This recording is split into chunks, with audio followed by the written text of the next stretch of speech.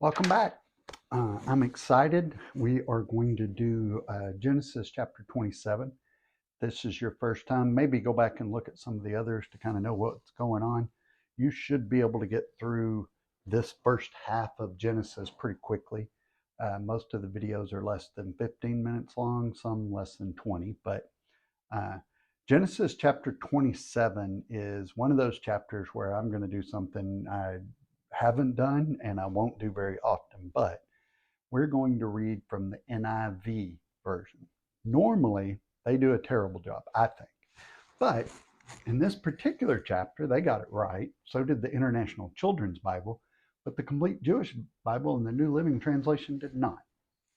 I'm not sure on the thought process there. I think somebody just mixed a couple of words. I would imagine in another update that'll be changed. One of the things they're changing now in the ESV is they're adding Jesus the Christ instead of Jesus Christ because he is in an office of the anointed one. His name is not Jesus Christ.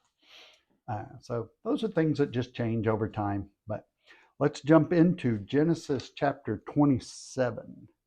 And like I said, we're going to read it in the NIV version. So when Isaac was old and his eyes were so weak that he could no longer see, he called for Esau, his older son, and said to him, "My son, here I am," he answered. Isaac said, "I am now an old man and don't know the day of my death.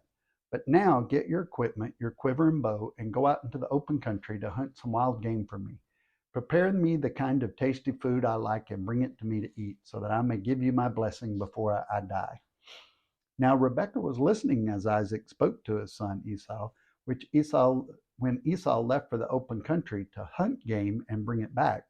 Rebekah told her son Jacob, "Look, I overheard your father say to your brother Esau, 'Bring me some game and prepare me some tasty food to eat, so that I may give you my blessing in the presence of the Lord before I die.' Now, my son, listen carefully to do what I tell you. Go out to the flock and bring me two choice young goats so I can prepare some tasty food for your father, just the way he likes it. Then take it to your father to eat so that he may give you his blessing before he dies."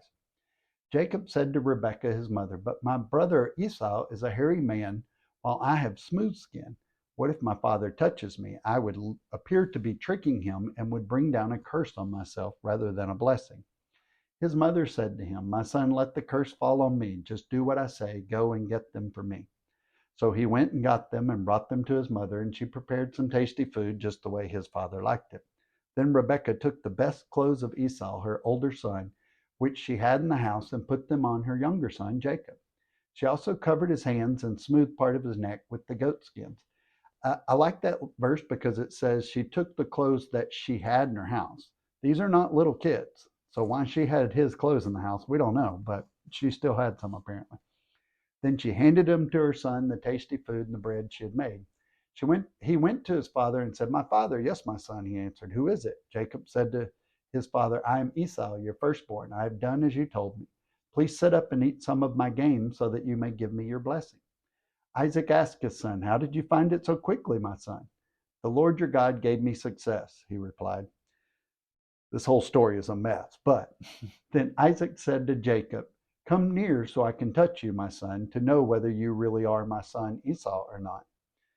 Jacob went close to his father Isaac, who touched him and said, "The voice is the voice of Jacob, but the hands are the hands of Esau." He did not recognize him, for his hands were hairy like those of his brother Esau. So he proceeded to bless him. "Are you really my son Esau?" he asked. "I am," he replied. Then he said, "My son, bring me some of your game to eat, so that I may give you my blessing." Jacob brought it to him, and he ate, and he brought some wine, and he drank. Then his father Isaac said to him, "Come here, my son, and kiss me." So he went to kiss him. So he went to him and kissed him. When Isaac caught the smell of his clothes, he blessed him and said, "Ah, the smell of my son, it's like the smell of a field that the Lord has blessed. May God give you the heaven's dew and earth's richness and abundance of grain and new wine. May nations serve you and people bow down to you. Be Lord over your brothers, and may the sons of your mother bow down to you. May those who curse you be cursed, and those who bless you be blessed." After Isaac finished blessing him, and Jacob had scarcely left his father's presence, his brother Esau came in from hunting. He too prepared some tasty food and brought it to his father. Then he said to him, "My father, please sit up and eat some of my game so that you may give me your blessing." His father Isaac asked him, "Who are you?" "I am your son," he answered, "your firstborn Esau."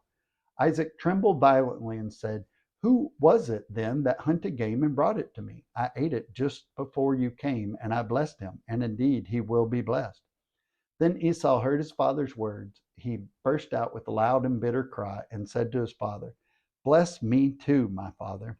But he said, "Your brother came deceitfully and took your blessing." Esau said, "Isn't he rightly named Jacob? This is the second time he has taken advantage of me. He took my birthright, and now he's taking my blessing." Then he asked, "Haven't you reserved any blessing for me?" Isaac answered Esau, "I have made him lord over you, and have made all his relatives his servants, and I have sustained him with grain and new wine. So what can I possibly do for you, my son?" Esau said to his father, "Do you have only one blessing, my father? Bless me too, my father." Then Esau wept out loud, or aloud. His father Isaac answered him, "Your dwelling will be away from the earth's richness, away from the dew of heaven above. You will live by the sword, and you will serve your brother. But when you grow restless, you will throw his yoke from your neck."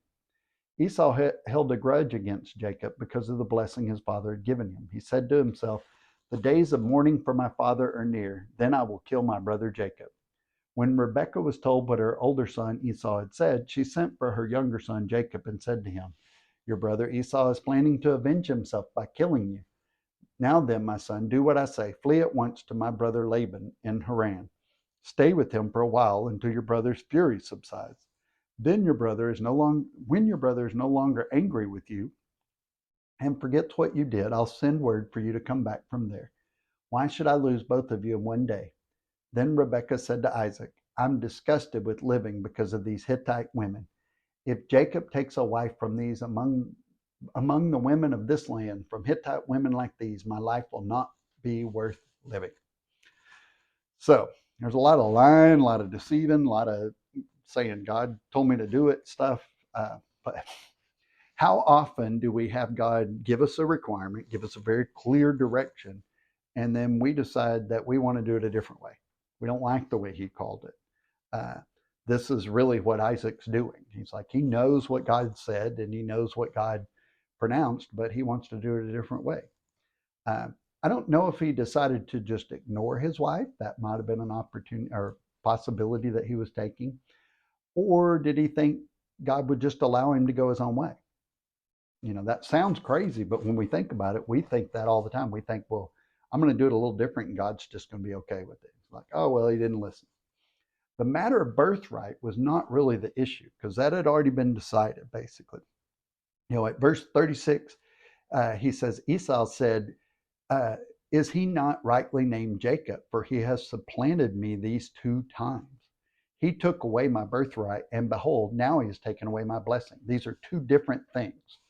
The birthright and the blessing one was really more about authority and leadership, and the other was about money and power. Well, not really power, but stuff, cattle and junk like that. The firstborn didn't get everything, just the largest portion and leadership over the clan. This is about the blessing, not a decision on who is Bechor. Bechor is the firstborn. Now, Isaac's 137 years old. But remember, Jacob and Esau were in their 70s. These are not small children. That's why I said, why she still had his clothes there, I don't know. I'm assuming he hadn't lived there in about 50 years. But this is not about a mom that's just controlling her 2 kids. Rebekah was thinking that if her husband refused to carry out God's will, then she would kind of take it in her own hands. She will do it by deception.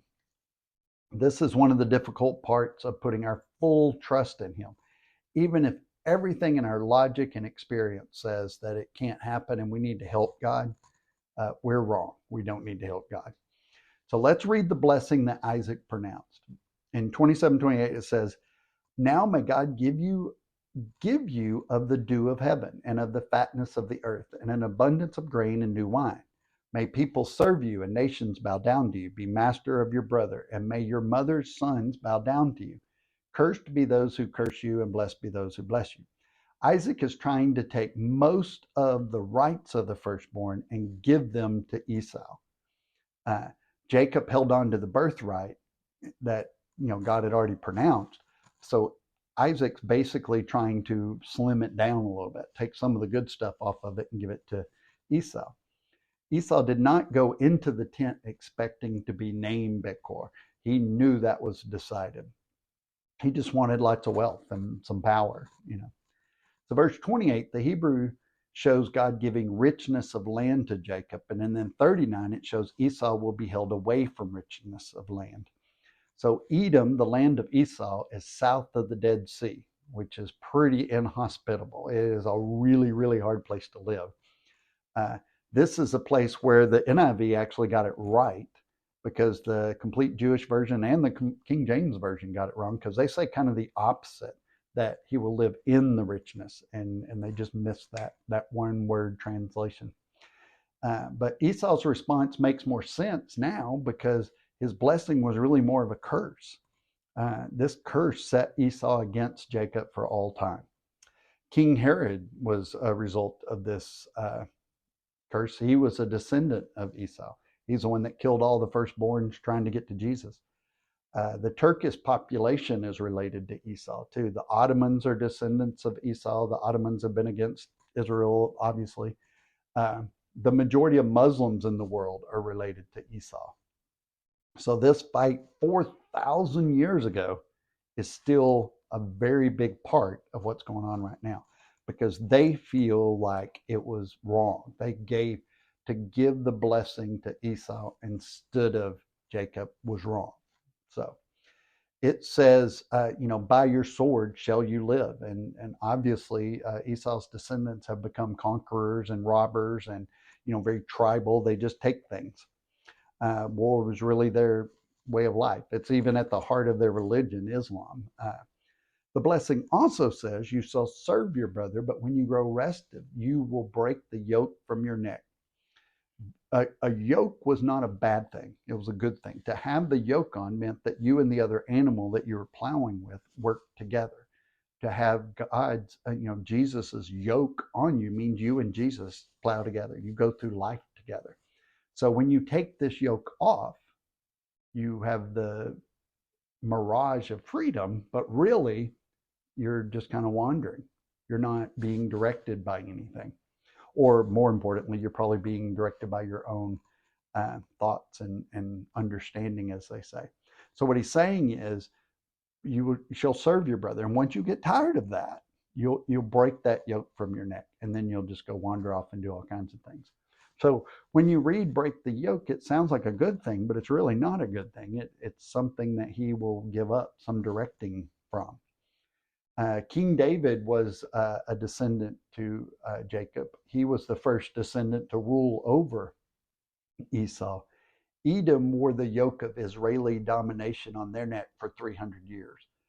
This also helps to explain the determination of these so-called Palestinians, because most Palestinians recognize that they're descendants of Esau. They're not descendants of Ishmael, they're descendants of Esau. So this chapter ends with Rebekah telling Jacob to leave. Esau had married 2 Canaanite women, and this just tormented Isaac and Rebekah. But Jacob and Esau were in their 70s, so they were making their own decisions. This is not like little kids and mom had to direct them. They made these decisions. They knew exactly what they were doing. And I think this story is really in the Bible to remind us that even though we think we know better, and even though we're aiming at something that God told us, we're trying to go in a different way.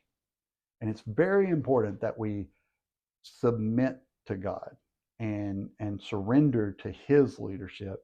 Not it's like, well, God told me to go here, so here's how I'm going to get there. Give God space in your life to make that happen. Don't rely on your own understanding. It's never a good idea. This from somebody who's done that. So that's chapter 27. God bless. Thanks for listening and studying along with us. Share this with somebody that maybe they've been trying to study the Bible and they've just not really gotten there yet. So hopefully this helps them. God bless. Take care.